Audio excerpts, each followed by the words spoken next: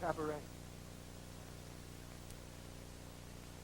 And there was a master of ceremonies. And there was a city called Berlin and a country called Germany.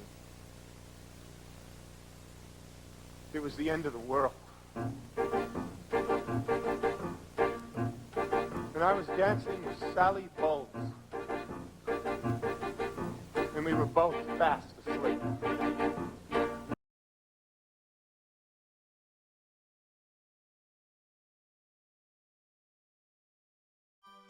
Before the rise of Adolf Hitler and the Third Reich, Germany was in a newer system of democratic government known as the Weimar Republic, which came to be after the end of the Second Reich and World War I, and it lasted from 1918 to 1933.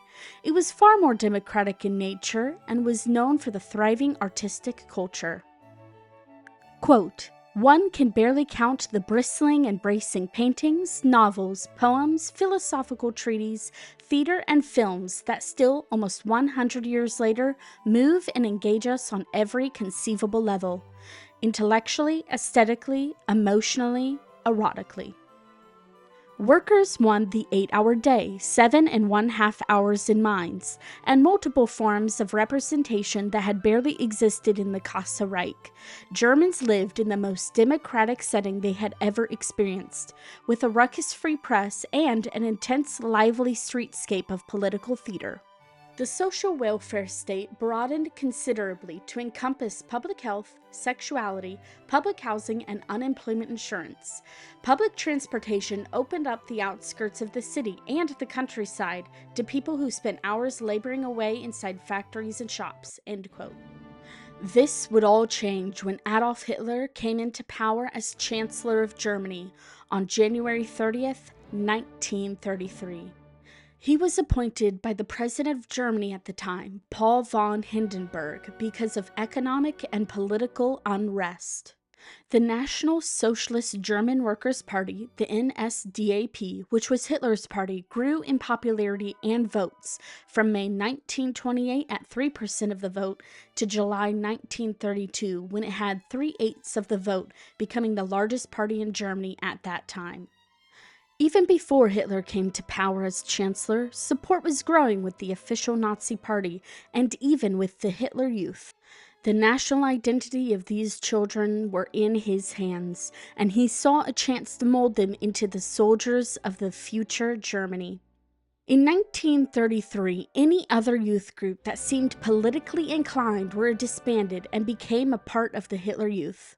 Within 1 year, the Hitler Youth grew from 100,000 to 2 million, and an explicit tactic for this growth were the summer camps that were held for years prior to World War II. These camps were convenient to indoctrinate children since they were far away from parents, making these camps the perfect environment to groom them into proudly holding the national identity of the Third Reich, and by 1936 there were over 5 million Nazi youth. Many of whom would eventually become soldiers. Some boys would only be 10 years old.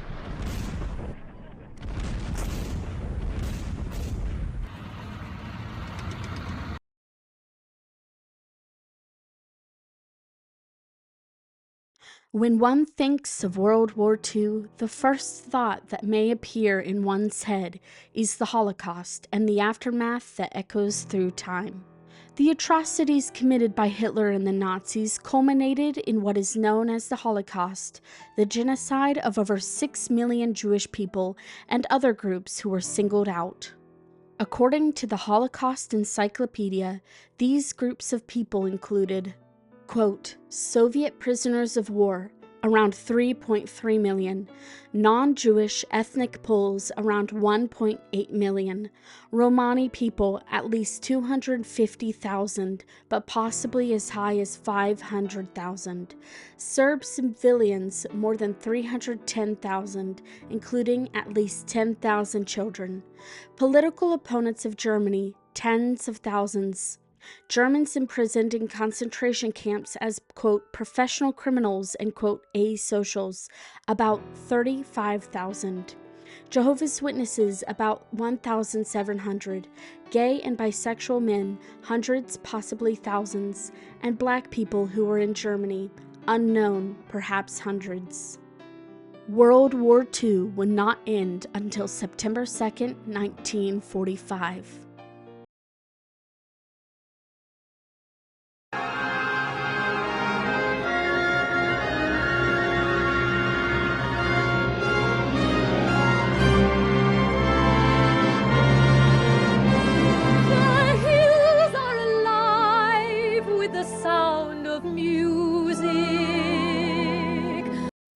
Cabaret is a 1966 concept musical, and The Sound of Music is a 1959 traditional musical, both based even loosely on true stories and books about the rise of the fascist dictator Adolf Hitler and World War II.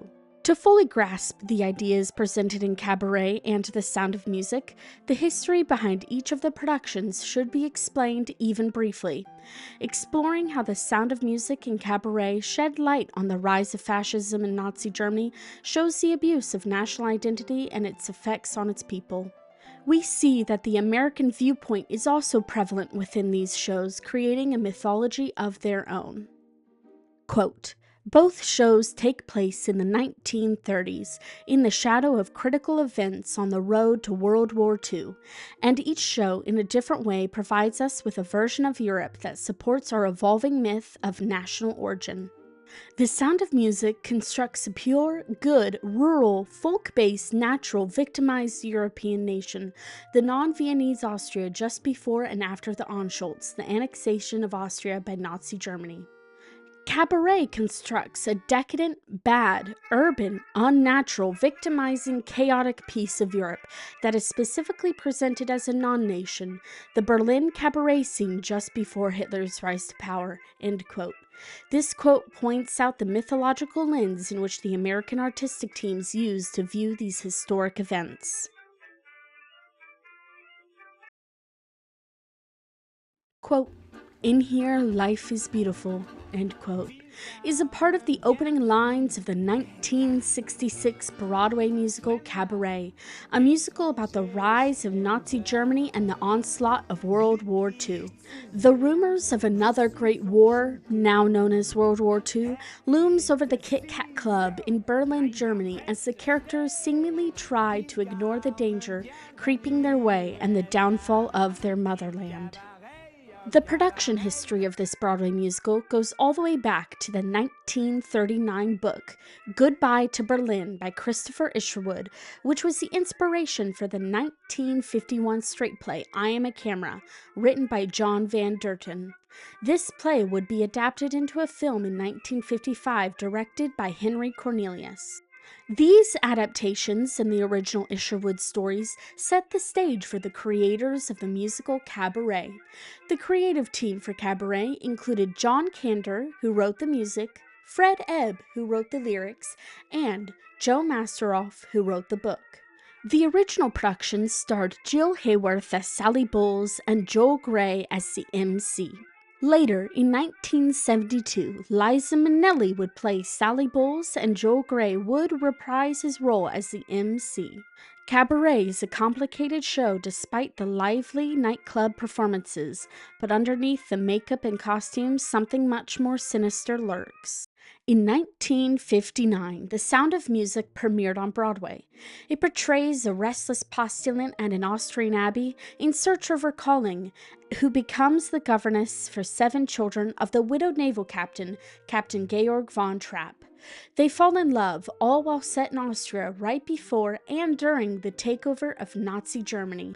The creative team consisted of the prominent musical theater writers, Richard Rogers, who wrote the music, Oscar Hammerstein II, who wrote the lyrics, and the book by Howard Lindsay and Russell Krauss. The original production of the musical was based on the real lives of the Von Trapp family, taken from the book The Von Trapp Family Singers, written by Maria von Trapp, and the German film Die Trapp-Familie. The original 1959 production starred Mary Martin as Maria, and later, in 1965, Julie Andrews would play Maria in the film version alongside Christopher Plummer as Captain Georg von Trapp. The Sound of Music is an iconic musical that we all grew up with, but may never have understood the implications these characters' actions had, so looking deeper we find something more. At first glance, these musicals may not seem comparable, but by looking past the do-re-mis of the Von Trapp children and the Mynheers of Sally Bowles, a deeper examination of the contrastable differences and similarities are brought to light. The nature of the characters and stories themselves mirror each other in ways that are eerie and bring a darker tone to two shows that are mainly remembered for their light-hearted moments. The similarities and differences of the lyrics and songs and the characters provide an extra layer.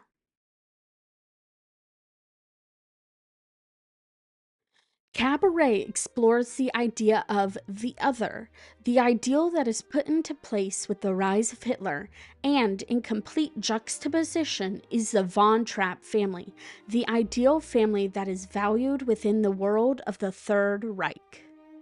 In The Sound of Music, there is no explicit oppression towards Jewish people and non-Jewish groups that the Nazis targeted as well, and the characters are primarily Austrian Roman Catholics. The Von Trapp family was known to be anti-fascist, and with the rise of Hitler, German Roman Catholics were less likely to vote for the NSPAD, Adolf Hitler's political party he ran with before becoming Chancellor of Germany, than German Protestants on average. National identity slips more and more into the nationalist and fascist ideas of the Nazi Party throughout these pieces. This idea is extremely prevalent given the historic context and can be clearly seen in Cabaret, with characters that are Jewish, holding different political ideas, and from other minority groups. The characters of Sally Bowles and Maria von Trapp can be contrasted so far in saying that both characters exude naivety. Sally Bowles is more apolitical and is trying to ignore her circumstances. She still makes a decision whether or not she is explicitly political. Maria von Trapp, on the other hand, starts out this way, innocent and carefree, but ends up making a more politically explicit decision alongside Georg to flee Austria and defy the orders of the Third Reich. Both characters are based on real-life women. Jean Ross, who inspired Christopher Isherwood to create the character of Sally Bowles in Goodbye to Berlin, and the real Maria von Trapp, who wrote the book The Story of the Trapp-Family Singers. The character of Rolf Gruber, Liesl von Trapp's love interest, can easily be compared to the reference of the young boy and the Hitler Youth-esque anthem sung by him, Tomorrow Belongs to Me, in Cabaret, the 1972 film. Rolf would most likely have been involved in the Hitler Youth. This would also most likely affect the von Trapp children, especially if their father joined the German military power.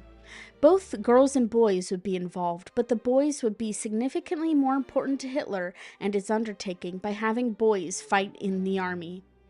We also see the characters of Fräulein Schneider from the stage production of Cabaret and Natalia Landor from the 1972 film version of Cabaret, who is a character in I Am a Camera.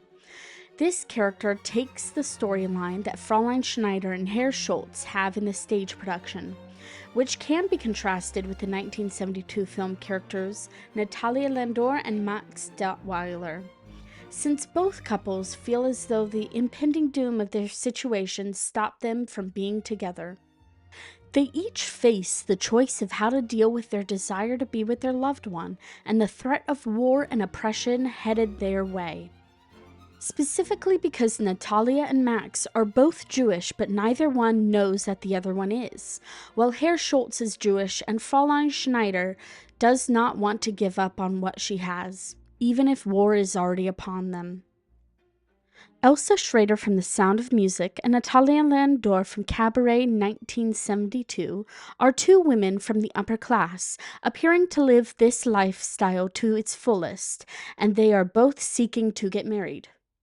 Elsa seeks to marry the prominent naval captain, Captain Georg von Trapp, but in the end seems to sell out to the Nazi regime because of fear, but also potentially due to political beliefs. Natalia is engaged to Maximilian von Hahn, but ends up breaking the engagement because she is Jewish and of the valid fear of the rise of anti-Semitism from the Third Reich.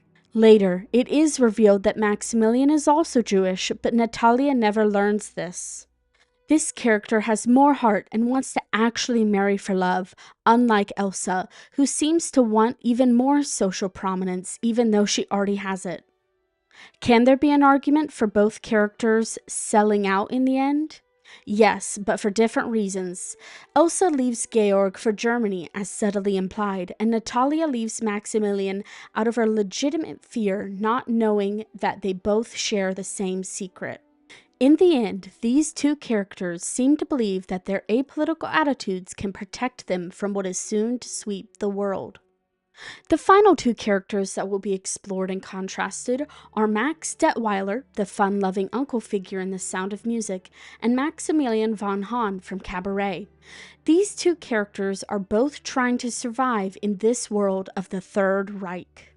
Max Detweiler, as implied in the show, seems to contact Nazi soldiers about Captain von Trapp to get a free pass from danger in the annexation of Austria taking place. Maximilian von Hahn, on the other hand, has tried to conceal his identity from being found out as Jewish, and so he identifies as Protestant. Both actions are ultimately out of fear, but one choice is justified over the other. Maximilian trying to hide in plain sight out of fear of the rise of the Nazi regime. Their characters mirror each other and fit each context of the show to add more dimension. These shows deal heavily with the rise of fascism in Nazi Germany under the dictatorship of Adolf Hitler. These shows both deal with ideas of national identity and political apathy, but for good reason. These characters mostly ignore the circumstances around them until it is too late. The characters all have to and do make a choice, such as is presented in the song from Cabaret, "What Would You Do?", sung by the stage production character Fräulein Schneider. Time rushing by, what would you do? With the clock running down, what would you do? The young always have the cure, being brave, being sure.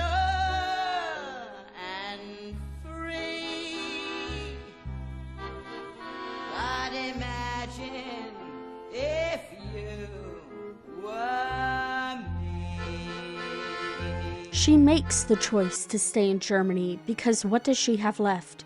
What is the point? What can she do about this oncoming storm of death? The song that mirrors What Would You Do is No Way to Stop It from The Sound of Music, which is also a song from the stage version of the show. This song is sung by Georg, Uncle Max, and Elsa Schrader. This song also talks about what they are able to do as they wait for their fate. So Max and Elsa sell out to the Nazi regime taking over Austria, and Georg takes action and stands up against the oncoming Reich by leaving his motherland with his family. You dear, attractive, dewy-eyed idealist. Today you have to learn to be a realist. You may be bent on doing deeds of daring do, but up against a shark, what can a herring do? Be wise, compromise. Compromise and be wise. Let them think you're on their side, be non-committal. I will not bow my head to the men I despise. You don't have to bow your head, just stoop a little. Why not learn to put your faith and your reliance on an obvious and simple fact of science? The characters are choosing how they will respond to the oncoming threat. Georg tells Uncle Max, "You cannot save yourself by giving up." Georg knows that he must protect his family by escaping Austria, and with this choice, he does display loyalty to his motherland by not giving in to the rising power. We see the strong theme of national identity throughout the duration of both shows, but two drastic moments in each show that can be compared are Tomorrow Belongs to Me from Cabaret and Edelweiss from The Sound of Music. These two songs are reminiscent of national anthems, but one is eerie as if it is looming over the country like a shadow under the guise of a light patriotic tune. In the forest runs free, but gather together to greet the storm. Tomorrow belongs to me. The branch of the linden is leafy and green. The Rhine gives its goat to the sea. But somewhere a glory awaits unseen. Tomorrow belongs to me. This song seems as though it could have actually been a Hitler Youth anthem. The song speaks of the future where the world is conquered by Germany and would belong to the next generation, and a future that is ruled by a very specific group of people. In comparison, the other song, Edelweiss, describes a blossoming flower as one's love for their country, wanting the best for all living within. Edelweiss, every morning you greet me, small and white, clean and bright. You look happy to meet me. Blossom of snow, may you bloom and grow forever. Edelweiss, Edelweiss, bless my homeland forever. This idea of national identity in The Sound of Music becomes exceedingly clear with Captain Von Trapp singing Edelweiss, a song that has often been mistaken as an Austrian-esque national anthem, that one's love of country may present the tough choice of leaving. We see Georg's thoughts unravel in real time as he sings, knowing the right thing to do is risky. He has to protect his family and the loyalty to his motherland, Austria, even if she is being taken over. The action that Georg takes does show true loyalty to his country, not giving in to the rising of fascist ideals. These two shows are set only a few years apart and deal with the implications caused by the rise of Hitler. The historical events that take place, the characters that contrast each other clearly, and the idea of national identity, and choosing how one will react during a political crisis, the rise of fascism, and its lasting impact are all common themes in both productions.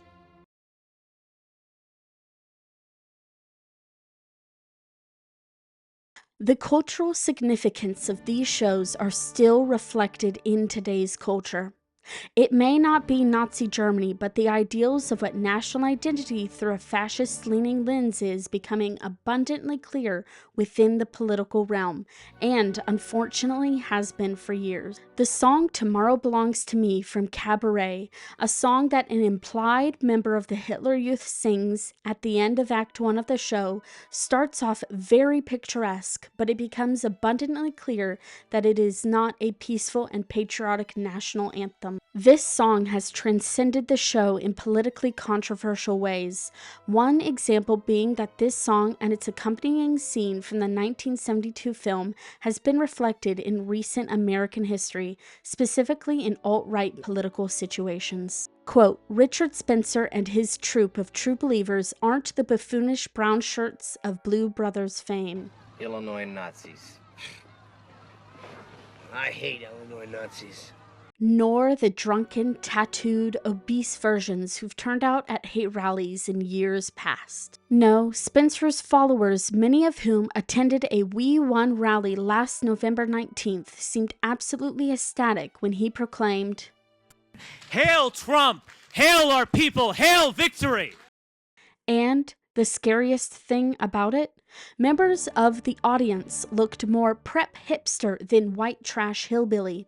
The pictures of clean-shaven, polo-shirted miscreants at the Unite the Right rally, pumped up with fire and fury, reminded me of another clean-shaven kid with similar sentiments, featured in an iconic scene in Bob Fosse's 1972 Cabaret.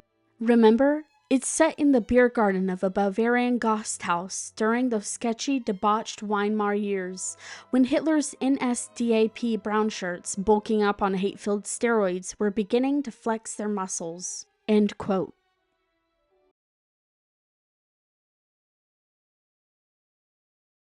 This mirroring of situations is unsettling, one fictional, although based on historical events, and one very much real. What does it mean for history to repeat itself, and how should we react now? What is our national identity in America, and how do two American musical writing teams decide to create these two shows, Cabaret and The Sound of Music, two shows that have stuck with us for some reason? It may be because of the entertaining and catchy songs, but maybe something more. These shows mirror each other in significant ways, showing the similarities and differences of those experiencing the national identity crisis in Austria and Germany in the 1930s. Cabaret and The Sound of Music are both very important milestones in musical theater history, showing that something more is under the surface of the theater, specifically musicals that we watch, as these two shows prove. Both shows present a very important and pressing question in the political climate that you are in, and will be in the future. What would you do?